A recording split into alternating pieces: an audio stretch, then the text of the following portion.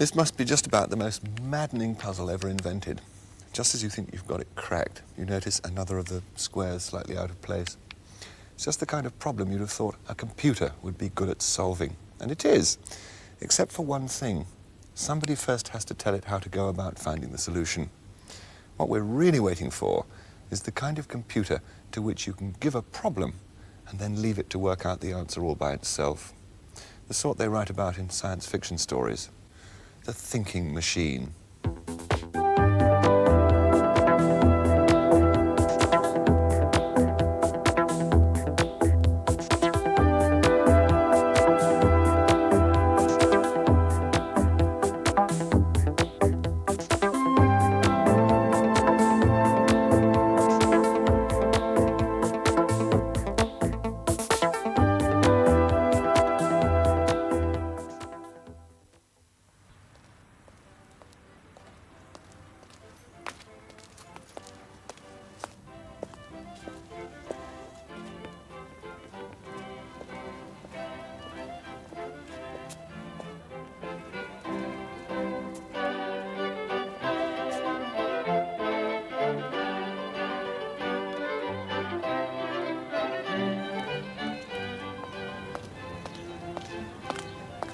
No problem. That way. Oh, damn.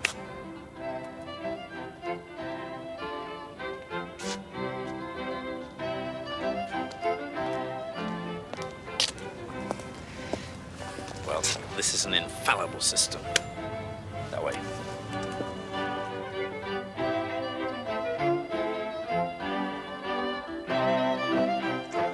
I can't believe it. Here again. Oh, I've had enough of this. Let's sit down a bit. That's better. Come on, Spot. Let's be having you. There's a good dog. Here, Master. Right. Well, that took a hell of a long time. What have you been doing, Spot, anyway? I've just memorized the maze. What on earth do you do that for? So we can find the way out, Master. But we already know the way out. It's over there. Hmm. What are you looking at me that curious way for? Don't you agree? Affirmative. Right, which way do you think it is, then? Bearing 132.3 degrees. Rubbish! I am now vectoring onto the correct course. That'll keep him occupied for a while. The great fun about a maze is to walk about it until you're thoroughly lost, and you get that little bit of a feeling you may never, ever find your way out again.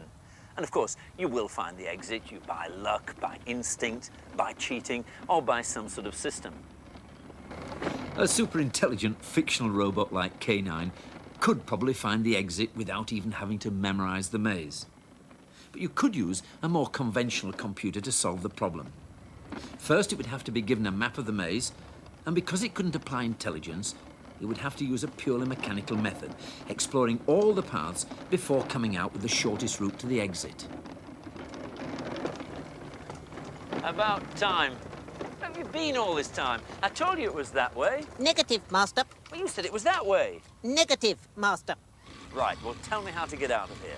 Left, forward 30 paces, right. Left at the first turning, right at the next turning, 7 paces forward, sharp left, sharp right, right All right, again. I'll give left it. at the first... Come on, just show us. Let's see it. Now, which way are you going to go? This way. You know, for a so-called intelligent animal, your three-point turns are terrible. Compliments are unnecessary. Please follow.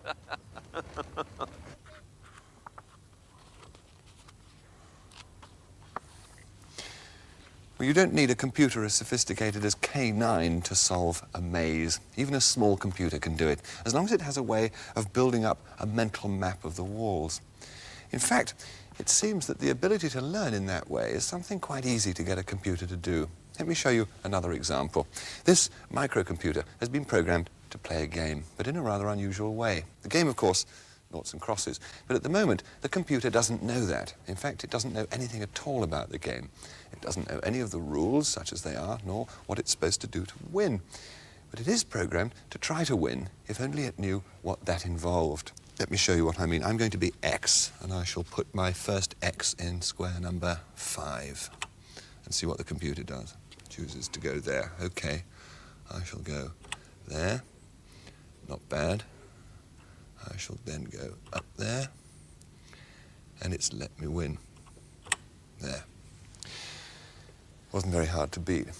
Now, in the course of playing a large number of games, it's going to learn. And eventually it should be able to win, or at least force a draw every time. Now, Mac, how is it going to set about that learning process? Well, with noughts and crosses, it's not very difficult, actually. And all we have to do is, it's got one great thing that you haven't got. You've got a beautiful memory, I'm sure, but that has the capability of never forgetting anything once it's been told. Yeah. So every game that it plays, it remembers exactly your moves and its moves, so that if it comes across the similar situation again, it can look back and find out whether from that position it won or it lost and take the appropriate action. If it can see a winning stream, it follows that. If it sees it's going to lose there, it does something else. Well, in fact, this program has one other useful feature. You can arrange for it to get all its experience by playing against itself without any human intervention. So you're not condemned to playing 10,000 games of noughts and crosses against a rather taciturn opponent. I'll just start it off. And now we can leave it to its own devices. Well, getting computers to learn may be one step on the road to making them at least seem intelligent. But there is an enormous gap between a machine which is good at solving mazes or can play noughts and crosses and one which has any of the qualities we normally associate with the word intelligence. But many computer scientists want no less than to create machines which think like people do. We asked a number of experts what the purpose of their work was, and this is what Professor Roger Schank of the University of Yale told us. It's certainly the case that we intend to mimic human beings. Basically, the goal of our research is to build computers that are just like people.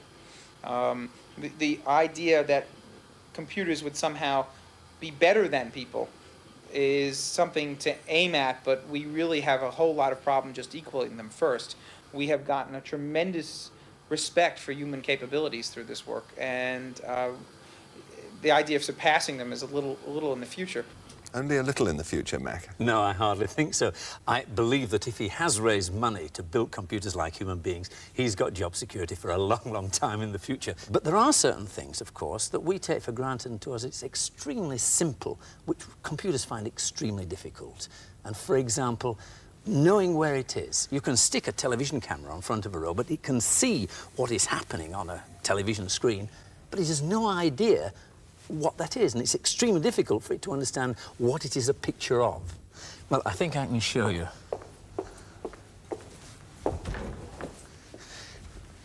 Right, Chris. Tell me what you can see.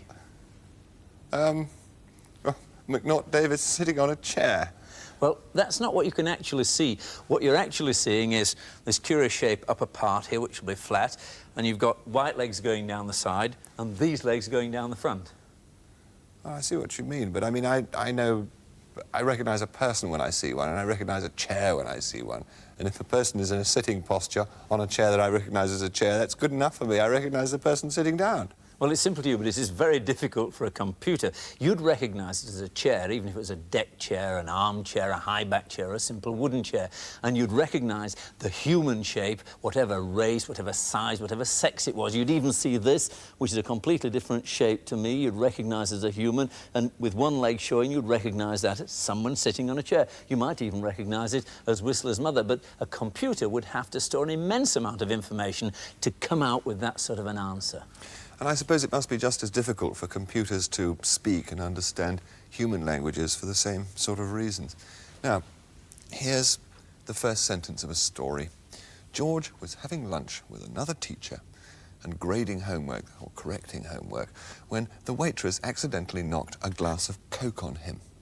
Now, seems quite straightforward, doesn't it? You know from just that one sentence what George does for a living and where the scene took place. But for a computer, it's not so simple. It would have to know a great deal about human behaviour to work it out. One of Roger Schank's postgraduates, Mike Dyer, explains. Now, there are a number of issues here. First, we have several different types of knowledge. We have lunch, we have occupations such as teacher, we have the waitress.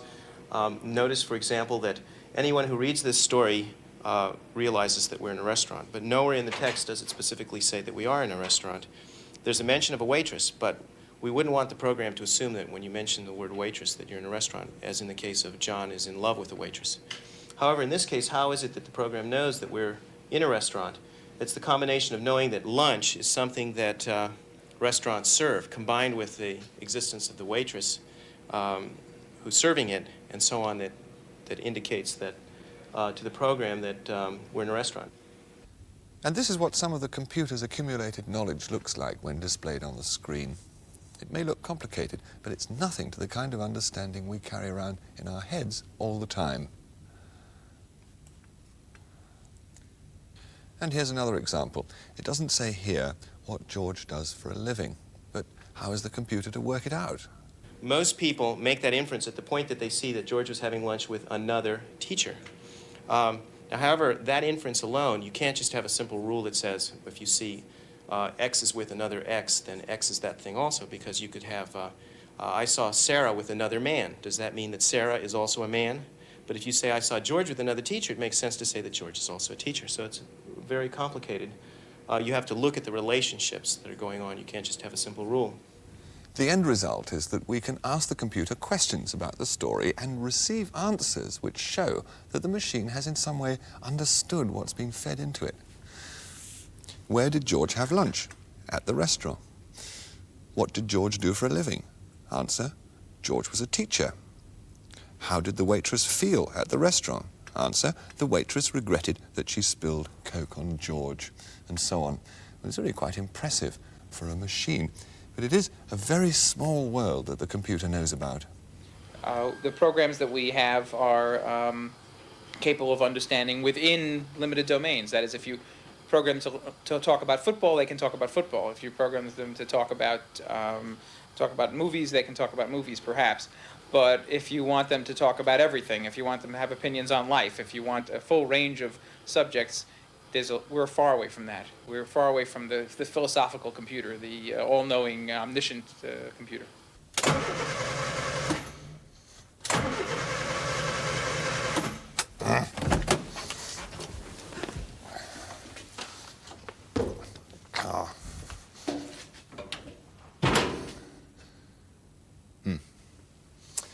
Well, general conversation, let alone wisdom and understanding of life, is still a little beyond today's generation of computers. But if I wanted to do something less philosophical, like start this blooming car, I could use a different approach, the so-called expert system. Now, Mac, what does that mean, expert system? Well, you can think of it almost like a book like this, which will tell you how to start your car with a set of rules, if you like, which are written by an expert. And right. We can turn to a page here, and it might just help us. Right, look at the fuel gauge. Have you got any petrol in your car? Yes, I put some in just before getting here, yes. Right, well, it says here, if it fails to start, try it again with your foot on the floor and try and see if it starts. Foot on the floor? Right. All right. Foot on the floor. Start. That's enough. Whoa. Nothing. Number 2, look for leaks. These can occur anywhere in the petrol line between the tank and the engine. Any leaks? Can't smell any petrol. No, nothing. 3, check fuel pump. This is beginning to sound like a computer, actually. I mean, is it the sort of thing you can use on a computer? Well, it is. Essentially, it's a set of rules, and you can go through it saying if there's a spark, if there's petrol in the tank, if the engine turns, then there's a high probability it's something wrong with your carburettor. Right. And this is where a computer system would differ from this book, because it can deal in probabilities. That's what we mean by a computerized expert system. An expert that's put all these rules that we're talking about into a computer itself. And we've got one of these programs here. And there are 3 things that could have gone wrong with your car. There's something wrong with the electrics, there's something wrong with the spark, and there's something wrong with your fuel line. Now, well, we know it wasn't the electrics because the starter was turning the engine over quite well. So it's a choice between the ignition and the fuel. And let's opt for the fuel, shall we? Right, See what let's they can try. diagnose. OK. Right, question 1. How certain are you there's petrol in the tank? I'll just put some in, there's no problem. So no problem. Now, what we can do is enter this uncertainty in there from a scale of -5 through 0 to +5. Right. And 0 means I've no idea. -5 is it's definitely not, and +5 it definitely is. Right. So you've got that range of certainty. So we put in 5, which effectively says we're certain there's fuel in the tank. Yeah. How certain are you that petrol is reaching the carburettor? Well, I got here, so there must be some getting through somewhere, but then it has broken down, so it's difficult to say. I don't know. I'm reasonably certain, I would Reasonably say. certain. Let's give that a 4. And it's not absolutely certain. You'd have to take the pipe out and be absolutely certain. Yeah. Right, remove each of the spark plugs one at a time. How certain are you that the spark plugs are wet with petrol? I don't really feel like doing that. And anyway, I could be broken down beside the road or something, so can I say I don't know? Can Will it you accept say, that? don't know. Right, we've done it now. We've got here, there's a fault in the fuel system with a certainty which is high. And that's at 3, between that range between 0 and 5. It's a fairly high certainty there's a fault in the fuel system. The float needle in your carburettor is sticking with a certainty of 4.13, and out of 5, that's a very high certainty that's your problem. And there's a block jet in the carburettor with a certainty of 2, which means it's an average certainty. It's one of those 2. Well, 10 out of 10, because I happen to know what the fault is, because it happens all the time on this car. It's a sticking needle valve in the float chamber. I think the expert that put the program into the computer already knew that too. I wonder if by the time we get to the stage of having the computer in the car, they will also have on the computer my own particular solution to the sticking needle valve. Ah, the skill is knowing where to hit, though. That's right. You've got to hit it just there. Never been known to fail there. Fingers crossed.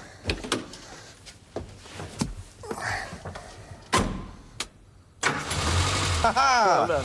Terrific. We have contact. Well, that computerized car mechanic was designed as a commercial demonstration to show what expert systems can do. There are larger and more powerful programs of this kind already in use in science and medicine and mineral exploration, for example. But their use is not restricted to large and expensive computer installations. At St James's Hospital in Leeds, there's a project underway which shows that even a home microcomputer can play a role in medical diagnosis. And as with any consultation, the first step is to find out the patient's medical history. Do you get the pain? Up here. Up at the right, at the top of your stomach? That's right, yes. I see. And how long have you had this pain for? For about a week. Only for a week? Well, for about 2 years, on and I off. see. So it first came on 2 years ago? Yes. Before that you didn't have any No. pain at all? No, I didn't. No. So over the last 2 years you've been getting this pain, what, all the time, or does it come and go, or...? For about 2 or 3 times a week. Comes on, does it? How long does it last when it comes on? About an hour. Has the doctor given you any medicines for this at all? No, he hasn't. Is there any history in your family of stomach problems, or...? Not to my knowledge. No. Do you smoke? Interpreting answers isn't something a computer does very well, but the nature and order of the questions is determined by the way the information has to be entered into the computer. And what is your job? Or I'm a housewife. You're a housewife, are you? Right then, well I think that's all I want to ask you. You'll be going through now to see the doctor and he'll be having a look at this and deciding what will be the best thing to do for you. Thank you very much. The system is explained by the man who devised it, Mr. Tim de Domble. Well, if you want a computer to help you with diagnosis, you've got to do a number of things. The first, and perhaps the most, arguably the most difficult, is to collect information from the patient. And in the example which we've just seen, that's what was being done. Now, this can be done either by the doctor or by a nursing sister or a medical student, or, as in this specially constructed example, by our research assistant, who's talking to the patient and going in great detail into the patient's symptoms so as to get them as nearly as possible correct.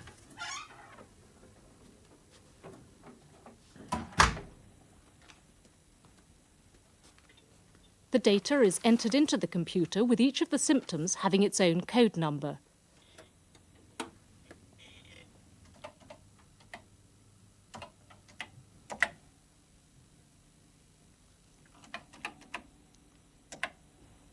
The patient's symptoms are typed in one by one, and the computer confirms that they've been entered correctly. The computer then compares the case history in question with a large number of records of patients with similar complaints, and on the basis of this comparison makes a diagnostic prediction, which is displayed on the screen.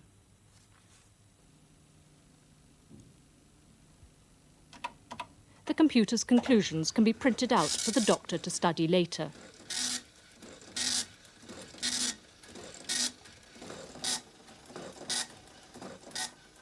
There are still some schools of thought which say that the computer should be made to try and think like a doctor.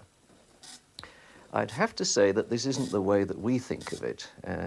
we think of the doctor as being the focal point of the diagnostic process, because the doctor's the only person who can look at the whole aspect of the process. He can look at the symptoms and the signs and the impressions he gets from the patient and the blood tests and the x-rays and put the whole picture together. Computers at the moment don't do that at all well. In fact, they do it rather badly. Nevertheless, just as the doctor turns to a blood test to help him look at the analysis of the patient's blood, he turns to the x-ray to look at the patient's bones. There seems to me to be no reason why he shouldn't, in addition, turn to the computer and look at that to help him analyze the patient's symptoms. But it's then, at the end of the day, it's the doctor who puts the information together and he makes the final decision about the patient. In this project, the computer's being used almost entirely to handle and compare information. But does this qualify as artificial intelligence? Speaking purely personally, I don't think it does. And when we discuss this problem, sometimes I like to use the analogy of fictional computers to make the point. I think, for example, that we're not looking at something like Big Brother in 1984. And even less do I think we're looking at something like HAL in 2001, which is, you may recall, took over and ran the place, and eventually to the detriment of the human beings.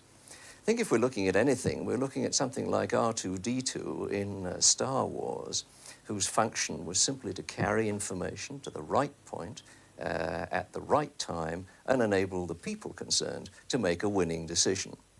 Well, the information in Tim de Dombel's system comes from real medical cases, but the noughts and crosses program on our microbe has been learning all by itself. Now, let's see if its standard has improved over the last half hour. You'll move 1 to 9. Well, you can play if you like, mate. Oh, delightful. 5. The one thing you can't do on these is cheat, because it knows all about it. You can see it's taking longer. Yes, that's wrong. Thinking, wrong Thinking word. all Thinking. the time. Ah. It's won. It's beaten you. It did? Yes. Yes. So it has learnt something, and it even knows when it's won. Well, in a short program like this, we've only been able to skate over the surface of some of the most interesting and important developments in computer science today. But if the amount of effort and money being poured into this kind of research is any to go by, we can expect some surprises in the not-too-distant future.